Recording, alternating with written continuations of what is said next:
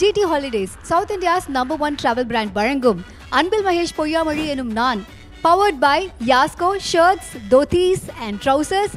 நான் பார்த்து வளர்ந்த பிள்ளை அன்பில் மகேஷ் பொய்யாமொழி என்னும் நான்.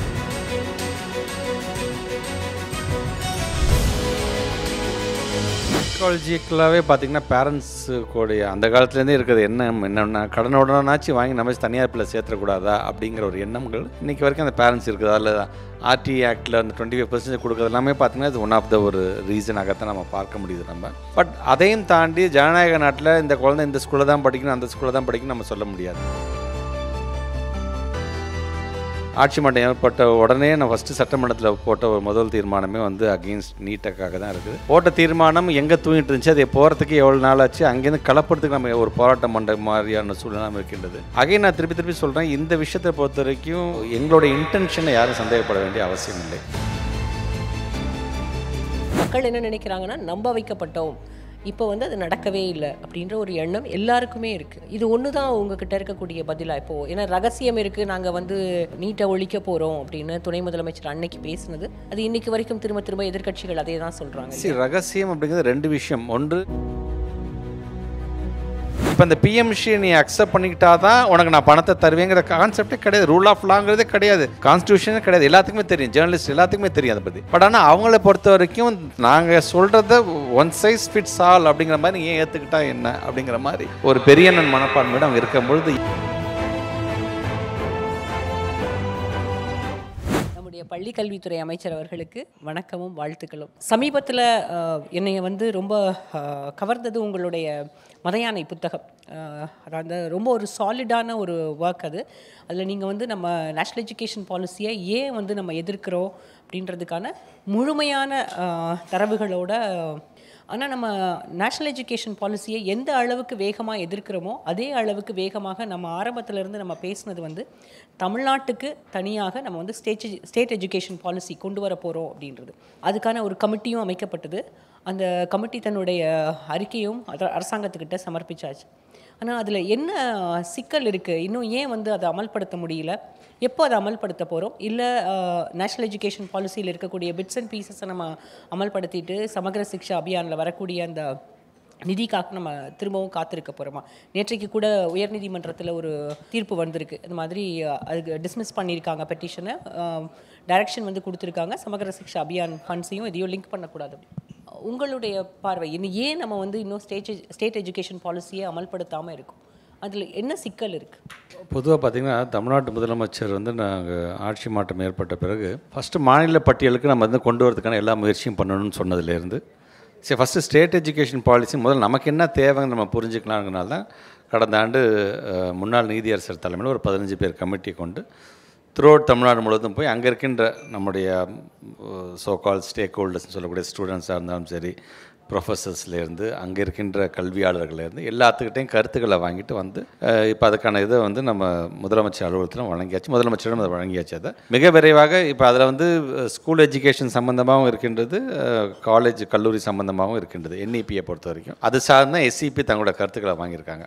ஸோ ஃபஸ்ட்டு ஃபேஸாக அட்லீஸ்ட் நம்ம ஸ்கூல் எஜுகேஷன் சம்மந்தமாக இருக்க எஸ்சிபியை நம்ம வெளியிட போகிறோம். வித்தின் ஷார்ட் டைமில் நம்ம ரிலீஸ் பண்ண போகிறோம். நம்ம அதில் அது ஒரு பக்கம் இருக்கட்டும். நம்ம ஸோ அந்த ஸ்டேட் எஜுகேஷன் பாலிசி அப்படின்னு வரும்பொழுது ஜென்ரலாக இப்போ நாம் என்ன பண்ணிகிட்ருக்கோம், ஒரு குழந்தைய 5 வயசில் நம்ம சேர்க்குறோம், நான் என்இபியில் 6 வயசில் சேர்க்கணும் அவங்க சொல்கிறதுலேருந்து, நாம் எப்படி இங்கே இருக்கின்ற எந்த ஒரு மொழி திணிப்பும் இல்லாமல் இருக்கின்ற இருமொழி கொள்கை மூலமாக நம்ம எப்படி கொண்டு போகிறோம். ஒரு எக்ஸாம் வந்துச்சுன்னா எப்படி 10th 11th 12th இங்கே பொது தேர்வு மாதிரி வைக்கிறோம், பட் அவங்க 3, 5, 8. ஸோ இந்த மாதிரியான வேரியன்ஸ் நமக்கே தெரியும் இல்லையா? இப்போது நம்ம ஸ்டேட் நம்ம என்ன இப்போ நம்ம ஃபாலோ பண்ணிகிட்ருக்கோங்கிறது தான் ஸ்டேட் எஜுகேஷன் பாலிசி. என்னெல்லாம் பண்ணக்கூடாது, நம்ம எதுக்கிறோமோ அது என்இபி, அது நேஷ்னல் எஜுகேஷன் பாலிசியாக இருக்குது. ஸோ இதில் என்ன ஆக்சுவலாக நம்ம சொல்ல வரோம் அப்படிங்கிறது தான் அந்த ரிப்போர்ட்டாக அது மிக விரைவாக நம்ம அதை வெளியிடப்போ அதில் தயக்கம்லாம் எதுவும் கிடையாது. Because we are already following our SCP மாதிரியான கணக்காகத்தான் அதை எடுத்துக்கணுங்க. பட் எனியோ அந்த டிராஃப்ட் வந்துச்சுன்னா டிராஃப்டில் அப்படி என்ன தான் சொல்லியிருக்கு, நீங்கள் எல்லாம் எவ்வளோ க்யூரியஸாக இருக்கிறீங்களோ அதற்கான வெளியீடு கண்டிப்பாக அது வரும். நீங்கள் சொன்ன மாதிரி நேற்று நம்முடைய மாண்புமை பொருந்திய நீதிமன்றமே ஒரு நல்ல ஒரு தீர்ப்பை சொல்லியிருக்கிறாங்க, ஒரு வேர்டிக்ட் கொடுத்துருக்குறாங்க. லைக் இதை வந்து நீங்கள் பிஎம்ஸ்ரீயையும் வந்து இதையும் நீங்கள் வந்து சேர்க்கக்கூடாது. ஐ மீன் NEP 2020ஐயும் RTA ஆக்டையும் நீங்கள் வந்து ஒன்று சேர்க்கக்கூடாது. இதுக்கான பணத்தை நீங்கள் வந்து உடனடியாக வழங்க வேண்டும் என்று சொல்லியிருக்காங்க. நாங்கள் பெரிதும் நம்பக்கூடியது நீதிமன்றங்களை தான். அந்த நீதிமன்றங்கள் மூலமாக ஒரு நல்ல தீர்ப்பு வரும் என்ற நம்பிக்கை எங்களுக்கு இருக்கின்றது. அடுத்தது இப்போ எல்இடியில் ஒரு நியூஸ் பேப்பர் செய்தி ஒன்று ப்ளே பண்ண சொல்கிறேன், அது பாருங்களேன்.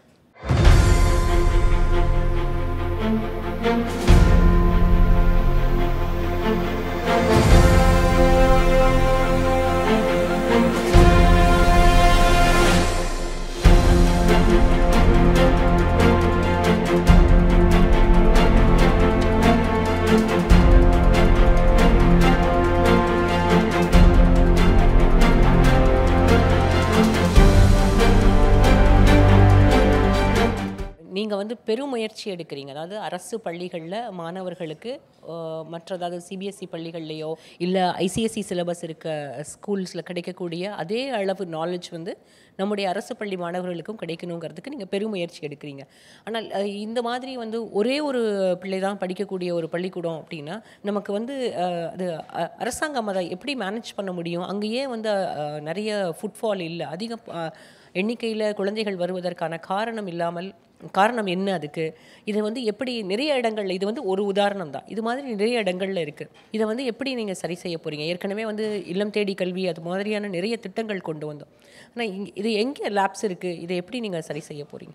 பொதுவாக பார்த்திங்கன்னா ஒரு வில்லேஜ்னு வரும்பொழுது இந்த ரெஜிஸ்டர்ஸ் அப்படின்னு நாங்கள் வந்து மெயின்டைன் பண்ணுவோம். டீச்சர்ஸ் எல்லாமே போய் பார்ப்பாங்க. யாரெல்லாம் பள்ளிக்கூடம் சேரக்கூடிய வயது உள்ள குழந்தைகள் இருக்காங்களோ அவங்களுக்கு நம்ம வந்து ஒரு கேம்பெயின் பண்ணுறோம். கேன்வாசிங் பண்ணி அவங்களை வந்து சேர்க்கறது வழக்கம். நம்ம நிறைய ரீசன்ஸ் இருக்குது. கொரோனா காலத்தில் வந்து மைக்ரேட் ஆகி ஒரு கிராமத்துலேருந்து இன்னொரு போனதாக இருந்தாலும் சரி, அதில் பக்கத்துலேயே எங்களுக்கான ஸ்கூல் ஃபெசிலிட்டிஸ் எங்களுக்கு இருக்குன்னா இவ்வளோ தூரம் வரணும்னு அவசியம் கிடையாது. இங்கேயே எங்களுக்கு வந்து அரசு பள்ளி ஒன்று இருக்குது, அங்கே சேர்க்கறதாக இருந்தாலும் சரி. ஆனால் எது எப்படியாக இருந்தாலும் நான் எங்களை பொறுத்த வரைக்கும் எந்த பள்ளிக்கூடம், அது ஒரே ஒரு குழந்தை படித்தாலும் சரி, அல்லது 10 குழந்தைங்க படித்தாலும் சரி, ஸோ இந்த மாதிரி இருக்கின்ற பள்ளிக்கூடத்துக்கு வந்து அதிகப்படியாக ஸ்டூடெண்ட்ஸை சேர்க்கறதுக்கு நாங்கள் என்ன செய்யணுமோ அதை தான் செய்வோமே தவிர, சரி ஒரு குழந்தை தானே இருக்குது, இந்த குழந்தைங்க அந்த பக்கத்து ஸ்கூலில் சேர்த்துட்டு இந்த ஸ்கூலில் நம்ம வேறு ஏதாச்சும் மாற்றிடலாம் அப்படிங்கிற எண்ணம் வந்து விடக்கூடாது அப்படின்னு ரொம்ப நாங்கள் உறுதியாக இருக்கிறோம் நாங்கள் அதில். ஸோ அந்த கேம்பெயின் கேன்வாசிங் ஒவ்வொரு வருஷமும் பார்த்திங்கன்னா நம்முடைய வந்து என்ரோல்மெண்ட் ரேஷியோ ஜாஸ்தியாகிட்டே தான் இருக்கின்றது. அதில் இப்போ நீங்கள் சொல்கிற மாதிரி இந்த ஸ்கூல்ஸில் வரக்கூடிய அந்த ஃபெசிலிட்டிஸ், அங்கே பக்கத்தில் ஏதாச்சும் ரோட் ஃபெசிலிட்டிஸோ அல்லது பஸ் வசதிகளோ இல்லாமலையோ, அது ரொம்ப அந்த காலத்தில் தொடங்கப்பட்டது ஒதுக்குப்புறமாக நீங்கள் தள்ளி போகிறதுக்கு எதுவாக இருந்தாலும் சரிமே அதை அட்ரஸ் பண்ண வேண்டியது எங்களோட டிபார்ட்மெண்ட்டோடைய மிகப்பெரிய ஒரு பணி. அதான் இதை பார்க்கும்போது ஏற்கனவே நம்ம நியூஸில் வந்தது, ரீசெண்டாக வந்ததான். அது சார்ந்து அங்கே இருக்கின்ற டீச்சர்ஸ் நாங்கள் பேசியிருக்கோம். என்னென்னலாம் வழிவகை செஞ்சு நம்மளுடைய பிள்ளைகளை நம்ம வந்து அங்கே சேர்க்கறதுக்கு வழி செய்யணுமோ அது இங்கே செய்யுங்க. இல்லை பக்கத்தில் சேர்ந்துட்டாங்க, ஏதோ ஸ்கூலில் சேர்ந்துட்டாங்கன்னா I am so happy. But ஸ்கூலுக்கே போகாமல் அந்த ரெஜிஸ்டர்ஸில் பதிவான பிள்ளைங்கள் அல்லது அங்கன்வாடியில் முடிச்சுட்டு இங்கே வராத குழந்தைங்க யாராச்சும் தான் இமீடியட்டாக அவங்க வந்து சேர்க்க வேண்டிய பணியை நீங்கள் செய்யணும் அப்படின்னு நாங்கள் சொல்லியிருக்கோம். இந்த மாதிரி இங்கே மட்டும் இல்லை, இன்னும் ஒரு சில மாவட்டத்தில் இருக்க தான் செய்யுது. But again we are doing our level best. நீங்கள் இப்போ பேசும்போது கூட சொன்னீங்க வேறு ஏதாவது பள்ளிகளில் போய் சேர்ந்துருந்தா கூட பரவாயில்லை அப்படின்னு. இப்போ இந்த செய்தியிலேயே இருக்கக்கூடிய ஒரு மிகப்பெரிய விஷயம் என்னென்னா, அங்கே அந்த பகுதியில் மற்றவங்க எல்லாருமே வந்து தனியார் பள்ளிகளுக்கு போயிட்டாங்க, அரசு பள்ளி வேண்டாம் அப்படிங்கிற முடிவுக்கு வந்துட்டாங்க அப்படின்றது தான் அந்த செய்தியினுடைய அர்த்தமே. இப்போ ஏன் வந்து நம்ம தனியார் பள்ளியை நோக்கி பிள்ளைகள் போகிறதுக்கு, அதுவும் வந்து ஒரு கிராமப்புறத்தில் அரசாங்கம் இவ்வளவு சலுகைகள் செய்து கொடுக்கும்போது, சலுகைகள்னு கூட சொல்ல வேண்டாம், இவ்வளவு வசதிகள் செய்து கொடுக்கும் போதுமே தனியார் பள்ளிகளை நோக்கி போகிறதுக்கான காரணம் ஏன்னா அங்கே நல்ல எஜுகேஷன் கிடைக்கும் அப்படின்ற ஒரு எண்ணம் தானே. அந்த எண்ணம் வருவதற்கான காரணம் என்ன? ஏன் சைக்காலஜிக்கலாகவே பார்த்திங்கன்னா பேரண்ட்ஸுடைய அந்த காலத்துலேருந்தே இருக்கிறது என்னென்னா கடனுடனாச்சும் வாங்கி நம்ம தனியார் பிள்ளை சேர்த்துக்கூடாதா அப்படிங்கிற ஒரு எண்ணங்கள் இன்றைக்கி வரைக்கும் அந்த பேரண்ட்ஸ் இருக்குது. அதில் RTA ஆக்டில் அந்த 25% கொடுக்குறது எல்லாமே பார்த்திங்கன்னா இது ஒன் ஆஃப் த ஒரு ரீசனாகத்தான் நம்ம பார்க்க முடியுது நம்ம. பட் அதையும் தாண்டி ஜனநாயக நாட்டில் இந்த குழந்தை இந்த ஸ்கூலில் தான் படிக்கணும், அந்த ஸ்கூலில் தான் படிக்கணும் நம்ம சொல்ல முடியாது. யார் யாருக்கு அவங்களுக்கு விருப்பப்பட. பட் எங்களை பொறுத்த வரைக்கும் எஜுகேஷன் சிஸ்டத்தை விட்டு யாரும் நகர்ந்து விடாமல், தள்ளி போயிடாமல், அதை விட்டு விடாமல் ஏதோ ஒரு சிஸ்டத்தில் உள்ள நுழையணுங்கிறது தான் எங்களுடைய ஃபஸ்ட்டு ஒரு தான். எங்களை பொறுத்த வரைக்கும் அது அரசு பள்ளியாக இருந்தாலும் சரி, தனியார் பள்ளியாக இருந்தாலும் சரி, உதவி பெறுகின்ற பிள்ளைகளும் அனைத்து பள்ளியில் படிக்கிற பிள்ளைங்களும் எங்களுடைய பிள்ளைங்களாகத்தான் நாங்கள் பார்க்கணும். ஸோ எங்களை பொறுத்த வரைக்கும் அரசாங்கம் சார்ந்து பல அவேர்னஸ் நம்ம கொடுக்குறோம்.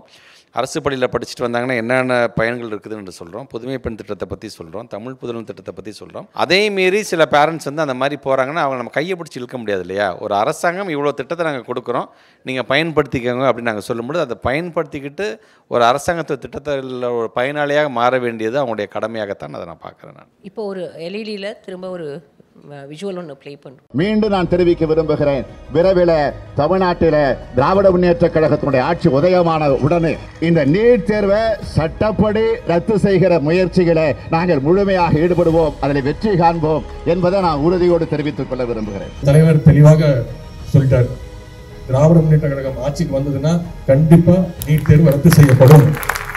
எங்களுக்கு தெரியும் எப்படி ரத்து பண்ணணும்னு.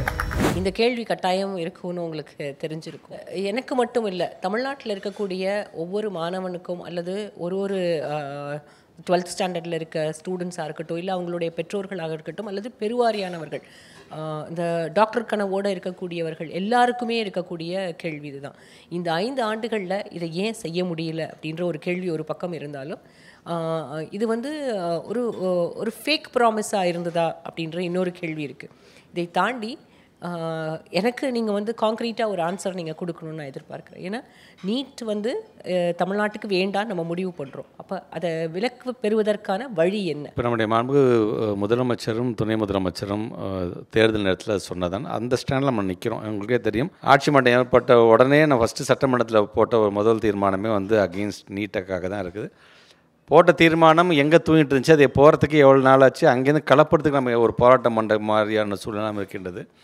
அகைன் நான் திருப்பி சொல்கிறேன், இந்த விஷயத்தை பொறுத்த வரைக்கும் எங்களோட இன்டென்ஷனை யாரும் சந்தேகப்பட வேண்டிய அவசியம் இல்லை. ஏன்னா நாங்கள் ஸ்டில் நீட் அப்படிங்கிறது வரக்கூடாதுன்னு ஆசைப்படுறதுக்கு காரணம் முத்தமிழ் கலைஞர் அவர்களே நுழைவுத் தேர்வுங்கிறதே ரத்து செஞ்சது தான். அப்போலேருந்தே எங்கள் ஸ்டாண்ட் அதுதான். 12th என்ன மார்க் வாங்கினாங்களோ அதை வச்சுக்கிட்டு நீங்கள் வந்து கவுன்சிலிங் கொடுத்து நீங்கள் பசங்களை சேர்க்கணும்னு ஆசைப்பட்டாங்க ஒரு இயக்கம் தான் எங்களுடைய இயக்கம். ஸோ அந்த வகையில் தான் இந்த நீட் அப்படின்னு வரும்போது இன்றைக்கு வரைக்கும் அகைன் நான் சொல்கிறேன், திருப்பி நாங்கள் எதிர்பார்க்குறது ஒன்றிய அரசாங்கத்தையும் நீதிமன்றத்தையும் தான். ஒன்றிய அரசாங்கம் ரொம்ப பிடிவாதமாக இருக்கின்றது. ஸோ அவங்ககிட்ட நீங்கள் வந்து நீதியை நீங்கள் பெற முடியாது.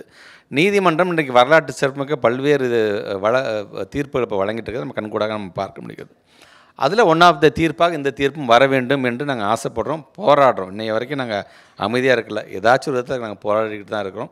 நல்ல தீர்ப்பு வர வேண்டும் என்று நாங்கள் ஆசைப்படுகின்றோம். சரி, அந்த தீர்ப்பு வர வரைக்கும் பிள்ளைகள் நம்ம கன்ஃபியூஸ் பண்ணக்கூடாதுங்கிறதுக்காகத்தான் பிள்ளைகளுக்கான அந்த ட்ரைனிங்கை நாங்கள் தொடர்ந்து ஒரு காம்படிட்டிவ் எக்ஸாம் என்று வரும்பொழுது டியூஷன் ஃபீஸ் கொடுத்து எல்லாராலையும் போய் கோச்சிங் போயிட முடியாது இல்லையா. ஸோ அந்த பிள்ளைங்களுக்கு தேவையானதை எங்களுடைய டீச்சர்ஸ் மூலமாகவும் இன்றைக்கி நாங்கள் வந்து அதுக்கு அந்த ட்ரைனிங் நாங்கள் கொடுத்துட்ருக்குறோம். நாங்கள் ரொம்ப எதிர்பார்த்தது காங்கிரஸ் கவர்மெண்ட் இந்த தடவை வந்துடும். ஏன்னா ராகுல் காந்தி அவர்களே சொன்னாங்க, கண்டிப்பாக வரும்போது நீட்டுக்கு வந்து தமிழ்நாட்டுக்கு நாங்கள் ஒரு விளக்கு நாங்கள் கண்டிப்பாக நாங்கள் வழங்குவோம் என்று சொல்லியிருந்தாங்க. ரொம்ப எதிர்பார்த்தோம் நாங்கள். அது எங்களுக்கு அது மிஸ் ஆகிடுச்சு என்று சொன்னாலும் மாண்புமிகு பொருந்திய நீதிமன்றத்தை நாங்கள் நம்பிக்கிட்டு இருக்கோம். இந்த விஷயத்தை பொறுத்த வரைக்கும் உங்களோட லீகல் ஃபைட்டில் தான் இப்போ இதுக்கு வந்து தீர்வு கிடைக்கும்னு நினைக்கிறீங்களா? இதுக்கு லீகல் ஃபைட் ஒன்று தான் ஆப்ஷனா? வேறு வழி என்ன இருக்குது? நீங்கள் வந்து அதாவது மக்கள் என்ன நினைக்கிறாங்கன்னா, நம்ப வைக்கப்பட்டோம், இப்போ வந்து அது நடக்கவே இல்லை அப்படின்ற ஒரு எண்ணம் எல்லாருக்குமே இருக்குது.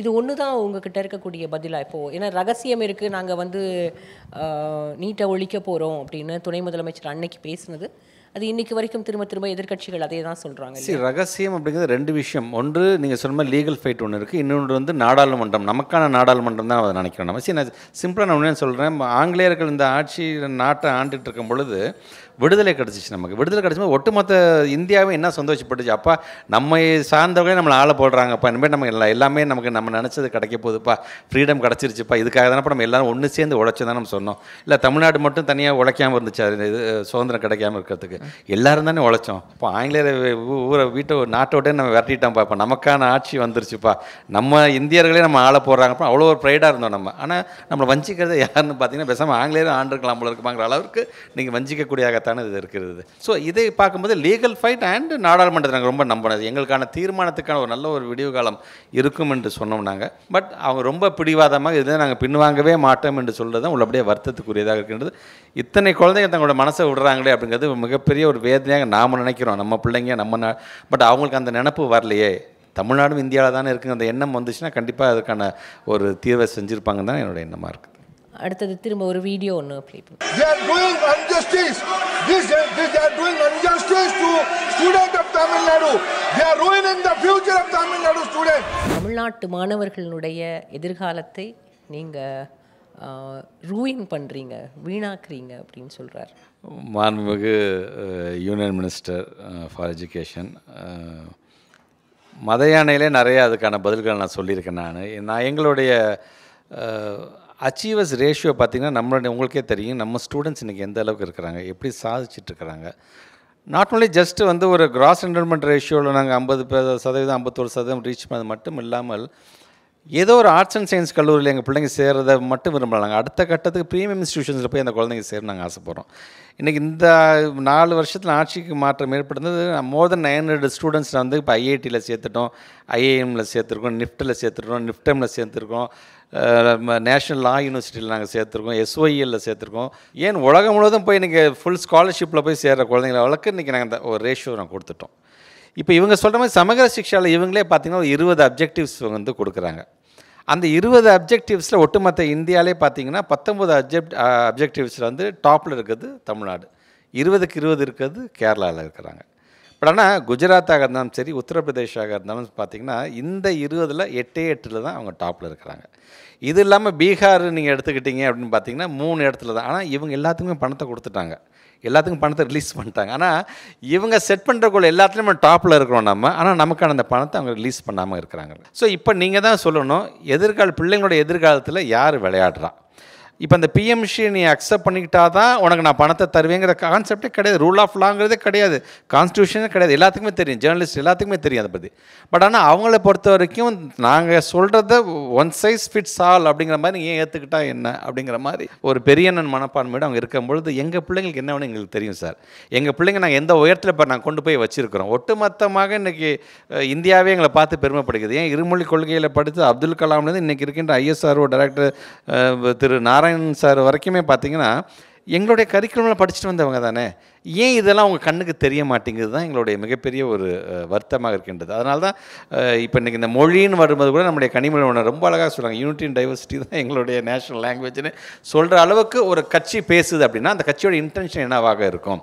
ஆக நாங்கள் வெறும் தமிழ்நாட்டை மட்டுமே நாங்கள் உயர்த்தணும் நாங்கள் ஆசைப்படலாங்க. இதில் இங்கே இருக்கிற ப்ராடக்ட் மூலமாக ஒட்டுமொத்த இந்தியாவே உயர்த்தணும் நாங்கள் ஆசைப்படுறாங்க. ஒட்டுமொத்த இந்தியாவே மற்ற நாடுகள் உயர்ந்து பார்க்கணும் நாங்கள் ஆசைப்படுறோம். எங்களுக்கு மட்டும் அந்த பெருமையை நாங்கள் வச்சுக்கணும் ஆசைப்படல, ஒட்டுமொத்த நாட்டுக்குமே அந்த பெருமையை கொடுக்க நாங்கள் ஆசைப்படுறோம். பல திட்டங்கள் நாங்கள் கொண்டு வரோம். நாங்கள் பல விதமான ப்ரூவன் ப்ராடக்ட்ஸை நம்ம காமிச்சிட்ருக்கோம். நாங்கள் அது ஏன் நம்மளுடைய யூனியன் மினிஸ்டருக்கு புரியல? அவருக்கு புரியுது, அவருக்கு புரியாமல் ஏன், because he is also from நான் ஹிந்தி ஸ்டேட் தான், அவருக்கு எல்லாமே தெரியும்.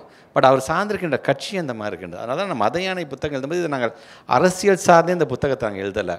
இந்த மத யானை புத்தகத்தில் நான் ஸ்பெசிஃபிக்காக நான் சொல்கிறது ஒன்று தான், இப்படிப்பட்ட ஒரு டிராஃப்டை உருவாக்குறவங்களாம் யார், அவங்களுடைய பின்புலம் என்ன அப்படிங்கிறத நாங்கள் சொல்கிறோம். வேறு எதுவுமே சொல்ல நாங்கள் வெறும் தவறாகவே சொல்ல. இவங்களோட பின்புலம் இப்படிப்பட்டவர்களாக இருக்கிறார்கள், இப்படிப்பட்டவர்கள் பின்புலமாக இருக்கின்றவர்கள் வந்து ஒரு டிராஃப்ட் எழுதினாங்கன்னா அது யாருக்கு திருப்திப்படுத்துவதற்காக இருக்கும் என்பதை தெரிந்து கொள்ள வேண்டும் என்பதற்காக சொன்னமே தவிர ஒட்டுமொத்த நாடும் பார்க்குது யார் வந்து மாணவர்களை உயர்த்தி பிடிக்கிறார்கள், யார் தங்களுடைய கட்சியின் கொள்கையை திணிக்க வேண்டும் என்பதற்காக அவருடைய எதிர்காலத்தில் விளையாடுறாங்க. அது நாட்டு மக்களுக்கே என்ன விட்டுறாங்க.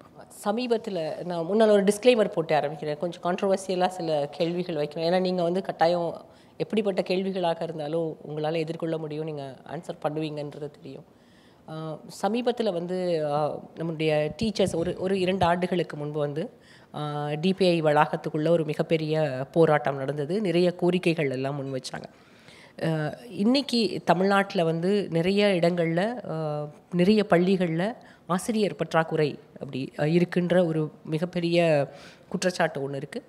இன்னொன்று வந்து அவர்களுக்கு போதிய அளவில் ஊதியம் இல்லை வந்து நம்முடைய ஸ்டேட் கவர்மெண்ட்டை வந்து ஓல்ட் பென்ஷன் ஸ்கீமை வந்து அமல்படுத்துகிறேன்னு சொன்னாங்க, அதெல்லாம் பண்ணலை அப்படின்ற மாதிரியான குற்றச்சாட்டுகளும் இருக்குது. இப்போ நமக்கு எவ்வளவு பணியிடங்களில் இந்த 4 ஆண்டுகள் ஆசிரியர் பணியிடங்களில் இந்த 4 ஆண்டுகளில் நம்ம நிரப்பியிருக்கோம், எவ்வளோ வேக்கன்சிஸ் இருக்குது, நமக்கான டீச்சர்ஸ் தேவைகள் என்னென்னு நீங்கள் உங்களுடைய கனவு வந்து ரொம்ப பெருசாக இருக்குது, பள்ளிகளுக்கும் பள்ளி கல்வித்துறைக்கு நிறைய செய்யணும் அப்படி இருக்கும்போது இன்னும் சொல்லப்போனால் தமிழ்நாடு பட்ஜெட்லேயே அதிக நிதி ஒதுக்கப்பட்டது. பள்ளிக்கல்வித்துறைக்கு தான். எவ்வளோ டீச்சர்ஸ் வந்து நம்ம இந்த 4 ஆண்டுகளில் ரெக்ரூட் பண்ணியிருக்கோம், இன்னும் எவ்வளோ வேகன்சிஸ் இருக்குது, அதுக்கு என்ன பண்ண போகிறீங்க? இப்போ நம்ம பிஜி டீச்சர்ஸ் அண்டு பிடி அசிஸ்டன்ஸ்லாம் பார்த்திங்கன்னா ஒவ்வொரு ஆண்டும் இப்போ பிஜி டீச்சர்ஸ்லாம் பார்த்திங்கன்னா ஒரு 3000க்கு மேற்பட்ட டீச்சருமே இது நார்மல் ப்ராசஸ். ஒவ்வொரு வருஷமும் ரிட்டையர்ட் ஆகிட்டே இருப்பாங்க. அதுக்கான டிஆர்பி கேலண்டர் நாங்கள் ரிலீஸ் பண்ணோம், நாங்கள் ப்ராசஸ் பண்ணி நோட்டிஃபிகேஷன் கொடுப்போம், எக்ஸாம் நடத்துவோம்.